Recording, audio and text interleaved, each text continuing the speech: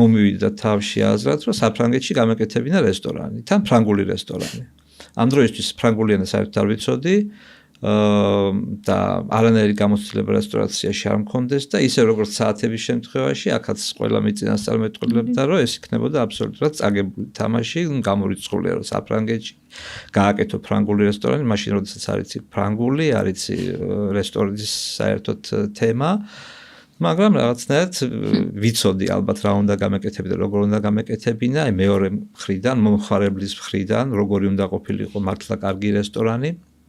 ვიპონე ძალიან კარგი ადგილი და 2016 წელს გავხსენი რესტორანი La Langouste, რომელიც დღესაც არსებობს. ეს არის ხმელთაშუა ზღვის სამზარეულოს რესტორანი, სუფთა ფრანგული რესტორანი, ფრანგი მენეჯმენტით, ფრანგი შეფით. და ერთ-ერთი წარმატებული რესტორანი არის